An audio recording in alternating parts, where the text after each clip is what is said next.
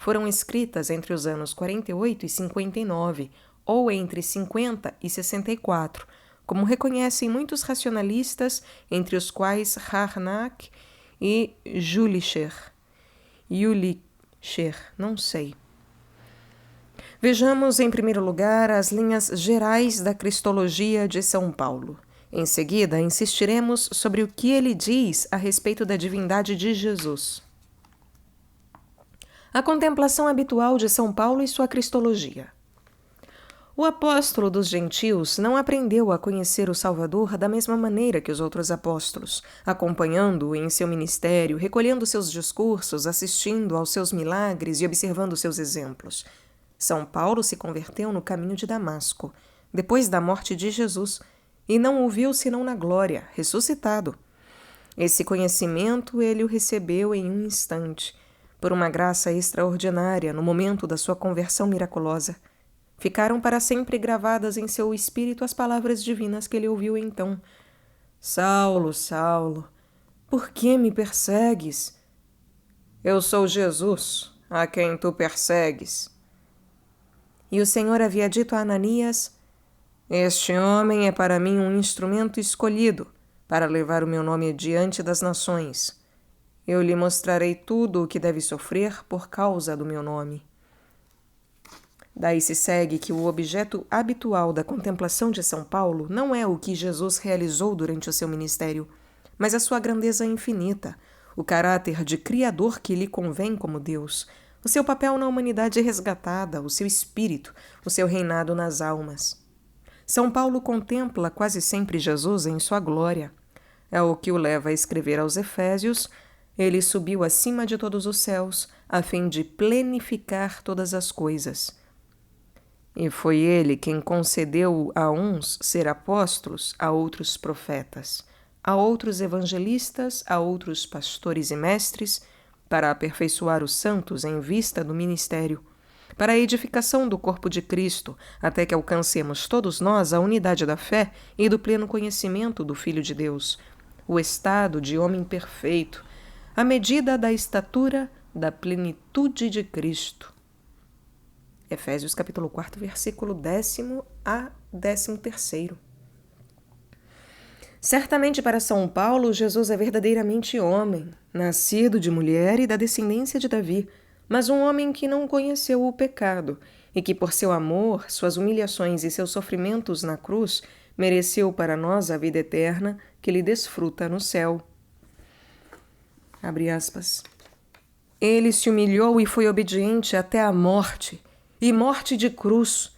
Por isso Deus o sobreexaltou grandemente e o agraciou com o nome que está acima de todo nome, para que ao nome de Jesus se dobre todo o joelho dos seres celestes, dos terrestres e dos que vivem sob a terra, e para a glória de Deus, o Pai, toda língua confesse: Jesus é o Senhor. Fecha aspas. São Paulo prova pelas Escrituras que o Messias devia sofrer, morrer por nós e em seguida ressuscitar, e que Jesus é o Messias assim definido. O nome pelo qual ele o designa habitualmente é o de Senhor. Sabemos que na versão grega dos 70, esse termo Senhor, Kyrios, é habitualmente a tradução do nome Yahvé. Chamar Jesus de Senhor significa dizer que ele é Deus.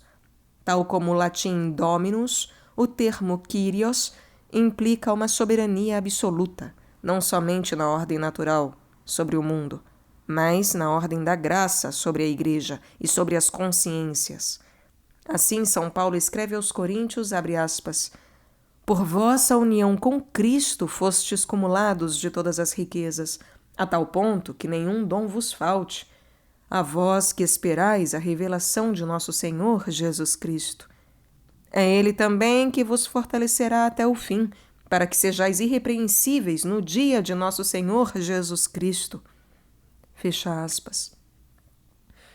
Foi computado que São Paulo, em suas epístolas, mais de 230 vezes se refere a Jesus como Senhor. Mas em muitos lugares ele afirma expressamente que Jesus é filho de Deus, não por adoção, mas por natureza. A filiação divina de Jesus, segundo São Paulo. Essa filiação divina própria do Cristo Jesus se manifesta primeiramente nas epístolas de São Paulo por 3 grandes privilégios atribuídos a Nosso Senhor e que não poderiam convir a nenhuma criatura, por mais elevada que a possamos supor. Primeiro, ele é o primogênito. É a cabeça de todos os justos e mesmo dos anjos. Segundo, tudo subsiste por ele, é para ele. Terceiro, tudo lhe será definitivamente submetido no final dos tempos. Jesus é o primogênito e a cabeça de todos os justos. Segundo este testemunho da Epístola aos Romanos, abre aspas, aqueles que Deus conheceu de antemão, também os predestinou a serem conformes à imagem do seu Filho, a fim de que seu Filho seja o primogênito dentre muitos irmãos. E aqueles que ele predestinou, também os chamou. E os que chamou, também os justificou. E os que justificou, também os glorificou. Fecha aspas.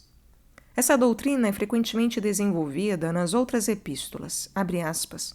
Quero que saibais que a cabeça de todo homem é Cristo. Fecha aspas. Abre aspas.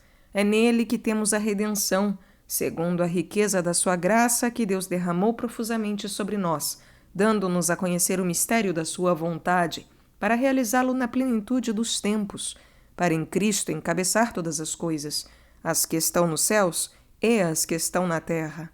Fecha aspas. Abre aspas. O seu poder eficaz, ele o fez operar em Cristo, ressuscitando-o dentre os mortos e fazendo-o assentar à sua direita nos céus, muito acima de qualquer principado e autoridade e poder e soberania, e de todo nome que se possa nomear, não só neste século, mas também no vindouro. Fecha aspas. Abre aspas. Ele é a cabeça da igreja, que é o seu corpo. Ele é o princípio, o primogênito dentre os mortos, tendo em tudo a primazia. Fecha aspas. Abre aspas. Ele é a cabeça de todo principado e de toda potestade. Fecha aspas. Isto é, a cabeça das forças angélicas. Com efeito, ele disse, abre aspas, o Filho do Homem enviará seus anjos, fecha aspas, no dia do julgamento para reunir os eleitos. E durante a sua vida terrena, ele tinha o poder de expulsar demônios e conferiu esse poder aos apóstolos. Essa superioridade de Cristo sobre os anjos é explicada sob todos os seus aspectos na carta aos Hebreus. O segundo privilégio, segundo São Paulo, é que tudo subsiste por meio de Jesus Cristo e para Ele. Ele escreve aos Colossenses, abre aspas, ele é a imagem do Deus invisível, o primogênito de toda criatura, segundo a geração eterna. Pois é por ele que todas as coisas foram feitas, as dos céus e as da terra, as visíveis e as invisíveis. Tronos, soberanias, principados, potestades, tudo foi criado por ele e para ele. Ele é antes de tudo, e tudo nele subsiste. Fecha aspas. Abre aspas. Sua força lhe dá poder de submeter a si todas as coisas. Fecha aspas. O terceiro privilégio atribuído por São Paulo ao Cristo Jesus é: todo lhe será definitivamente submetido no fim dos tempos. Ele escreve na primeira epístola aos Coríntios, abre aspas, pois assim como todos morrem em Adão, em Cristo todos os justos serão vivificados, ressuscitados. A seguir haverá o fim, quando ele entregar o reino a Deus Pai, depois de ter destruído todo o principado, toda a potestade, todo o poder. Pois é preciso que ele reine, até que tenha posto todos os seus inimigos debaixo dos seus pés. O último inimigo a ser destruído será a morte, pois Deus tudo colocou debaixo dos seus pés. E quando todas as coisas lhe tiverem sido submetidas, então o próprio Filho se submeterá àquele que tudo lhe submeteu, a fim de que Deus seja tudo em todos. Fecha aspas. São Paulo escreve igualmente aos Colossenses, abre aspas, quero que saibais como é grande a luta em que me empenho por vós, a fim de que sejam confortados os corações, unidos no amor, e para que cheguem à riqueza da plenitude do conhecimento e à compreensão do mistério de Deus, de Cristo, no qual se acham escondidos todos os tesouros da sabedoria e do conhecimento. Fecha aspas. Pelos quais ele ultrapassa os anjos mais elevados. Esses 3 privilégios não podem pertencer a nenhuma criatura. De nenhum ser criado se pode dizer que é o primogênito, a cabeça de todos os justos, e mesmo dos anjos, que tudo subsiste por ele e para ele, e que tudo lhe será definitivamente submetido no fim dos tempos. Além disso, muitos textos de São Paulo dizem expressamente que Jesus é Filho de Deus, num sentido próprio que não se verifica senão nele. Na Epístola aos Romanos, Paulo se declara apóstolo de Cristo Jesus, chamado a anunciar, diz ele, abre aspas, o evangelho que Deus já tinha prometido por meio dos seus profetas nas Sagradas Escrituras, e que diz respeito a seu filho, nascido da estirpe de Davi segundo a carne, estabelecido Filho de Deus com poder por sua ressurreição dos mortos, segundo o Espírito de santidade, Jesus Cristo, nosso Senhor. Fecha aspas. Em outras palavras, Jesus, verdadeiro homem, nascido da raça de Davi, foi manifestado aos olhos de todos como Filho de Deus pelo milagre da sua ressurreição. Ele diz o mesmo em Romanos, capítulo 8, versículos 3 e 4, abre aspas. Deus, enviando o seu próprio Filho numa carne semelhante à do pecado, e em vista do pecado, condenou o pecado na carne, a fim de que o preceito da lei se cumprisse em nós, que não vivemos segundo a carne, mas segundo o Espírito. Fecha aspas. Aos Gálatas ele diz, abre aspas, quando, porém, chegou a plenitude dos tempos, enviou Deus o seu Filho, nascido de uma mulher, nascido sob a lei, para remir os que estavam sob a lei, a fim de que recebêssemos a adoção filial. E porque sois filhos, enviou Deus aos nossos corações o Espírito do seu Filho, isto é, o Espírito Santo prometido por seu Filho, que clama, Abá, Pai. Fecha aspas. Este último texto mostra mais claramente a diferença entre os justos que são filhos de Deus por adoção e aquele que é o próprio Filho de Deus por natureza. Essa filiação divina natural é afirmada ainda mais explicitamente ali onde São Paulo fala da pré-existência eterna do Filho de Deus, ou da pessoa divina de Cristo, antes da encarnação. Com efeito, ele escreve aos Colossenses, abre aspas, ele é a imagem do Deus invisível, o primogênito de toda criatura. Primogenitus omnis creaturae, nascido antes de toda criatura, e não criado, porque nele foram criadas todas as coisas, as dos céus e as da terra, as visíveis e as invisíveis, tronos, soberanias, principados, potestades, tudo foi criado por ele e para ele. Ele é antes de tudo, e tudo nele subsiste. Omnia per ipsum et in ipso creata sunt, et ipse est ante omnes, et omnia in ipso constant. Ele é a cabeça da igreja, que é o seu corpo, pois nele aprouve a Deus fazer habitar toda a plenitude e reconciliar por ele e para ele todos os seres. Fecha aspas. Nesse texto, o Filho de Deus é expressamente chamado Criador, tal como em Romanos capítulo 11, versículo 36, se diz do próprio Deus, porque tudo é dele, por ele e para ele. Inclusive, muitas vezes São Paulo se compraz em opor o aniquilamento de Jesus crucificado à sua glória, ao seu poder, à sua soberana sabedoria de Filho de Deus.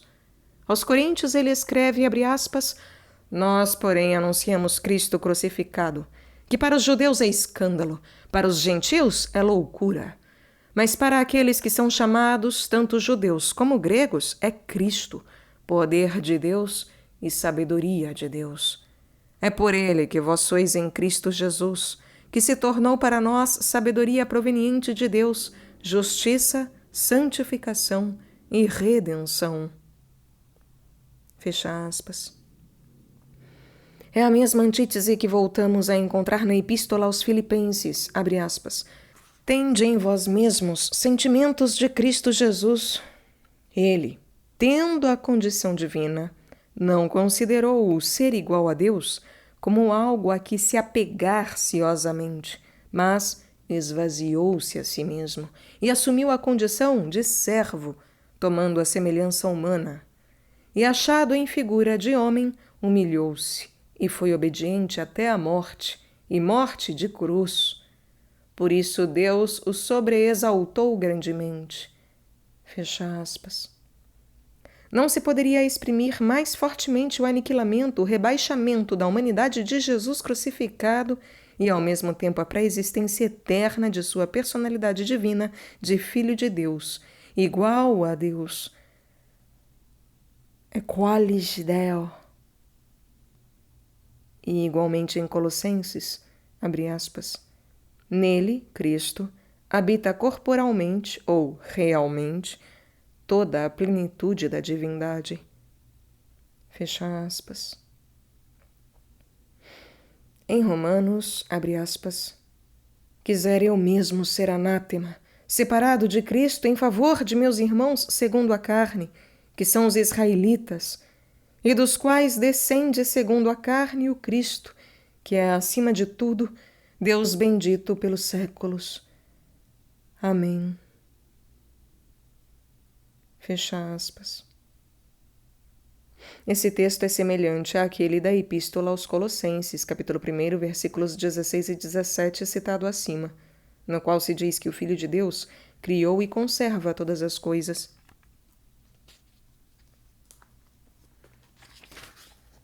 Há diversas doxologias análogas em honra de Cristo no Novo Testamento.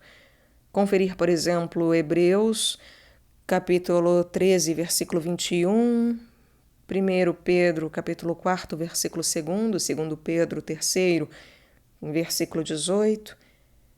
Daí virá, ao final dos Salmos do ofício, o Gloria Patri et Filio et Spiritui Sancto, que afirma a igualdade das três pessoas da Santíssima Trindade, oferecendo-lhes igualmente o culto da adoração reservado somente a Deus. Todos esses testemunhos de São Paulo podem resumir-se no início da Epístola aos Hebreus, que relembra a parábola dos vinhateiros homicidas. Abre aspas.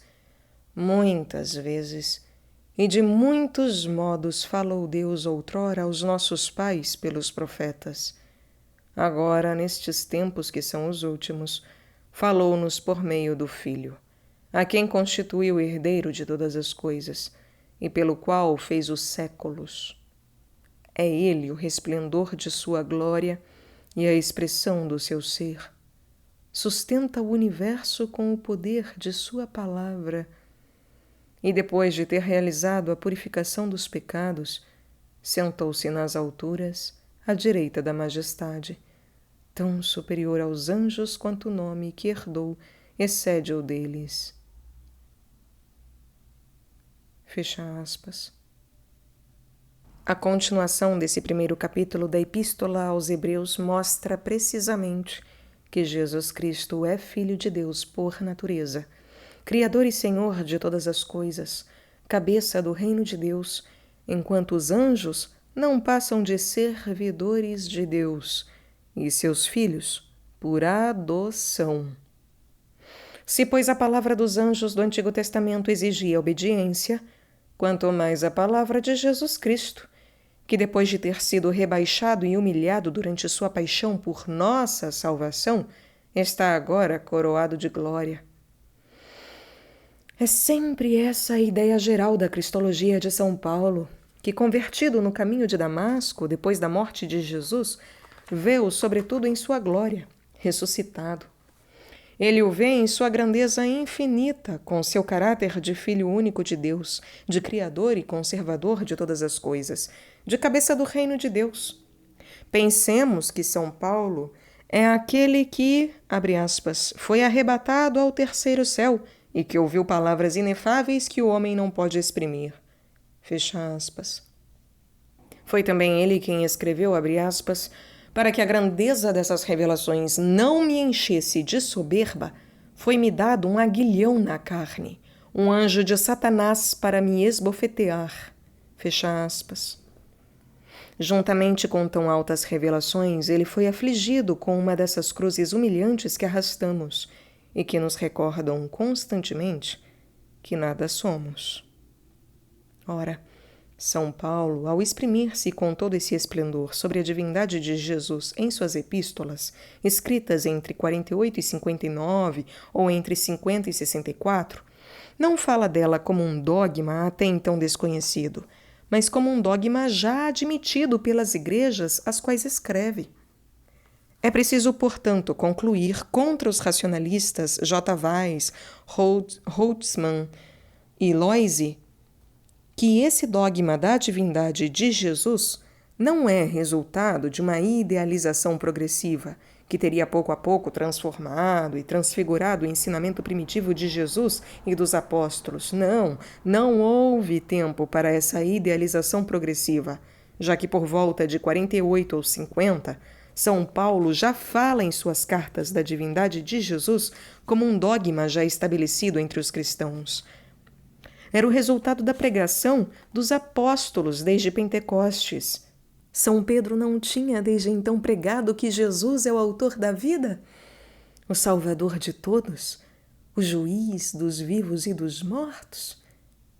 As afirmações de São Paulo sobre a pré-existência eterna da pessoa divina de Jesus têm a mesma elevação daquelas que encontramos no Evangelho de São João, do qual falaremos em último lugar.